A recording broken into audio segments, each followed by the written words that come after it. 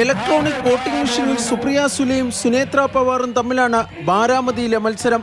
എന്നാൽ യഥാർത്ഥ മത്സരം സുപ്രിയ സുലെയുടെ അച്ഛൻ ശരത് പവാറും സുനേത്ര പവാറിന്റെ ഭർത്താവ് അജിത് പവാറും തമ്മിലാണ്. കഴിഞ്ഞ 3 തവണയായി ലോക്സഭയിൽ ബാരാമതി മണ്ഡലത്തിനെ പ്രതിനിധീകരിക്കുന്ന സുപ്രിയ സുലെയ്ക്ക് വേണ്ടി 1 മാസമായി മണ്ഡലത്തിൽ ക്യാമ്പ് ചെയ്താണ് ശരത് പവാർ പ്രവർത്തിക്കുന്നത്. ഒരു കാലത്ത് ഇന്ത്യൻ രാഷ്ട്രീയത്തിലെ കിങ് മേക്കറായിരുന്ന പവാർ മകളെ വീണ്ടും ലോക്സഭയിൽ എത്തിക്കുന്നതിനായി ആവനാഴിയിലെ അവസാന അസ്ത്രവും ഇറക്കുന്നുണ്ട്. എന്നാൽ ശരത് പവാറിന്റെ കളരിയിൽ നിന്ന് രാഷ്ട്രീയത്തിലെ അടവുകൾ പഠിച്ച അനന്തരവൻ അജിത് പവാർ ഭാര്യ സുനേത്ര പവാറിന്റെ വിജയത്തിനായി പഴുതടച്ച പ്രവർത്തനമാണ് നടത്തുന്നത്.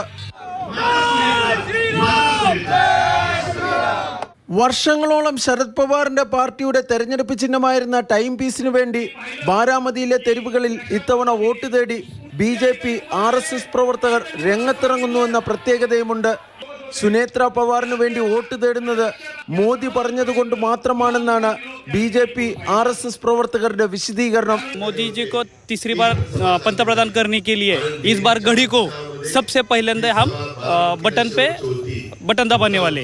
സുപ്രിയ സുലെ ഇത്തവണ പരാജയപ്പെട്ടാൽ രാഷ്ട്രീയത്തിൽ ശരത് പവാറിന്റെ കാലം കഴിഞ്ഞുവെന്ന് വിലയിരുത്തപ്പെടാം.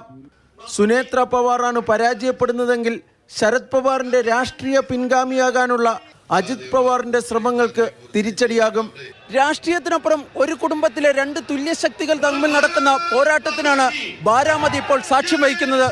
ബാരാമതിയിലെ ഫലം അതുകൊണ്ട് തന്നെ പവാർ കുടുംബത്തിലെ സമവാക്യങ്ങളെ മാറ്റിമറിക്കുമെന്ന കാര്യത്തിൽ ഒരു തർക്കവുമില്ല.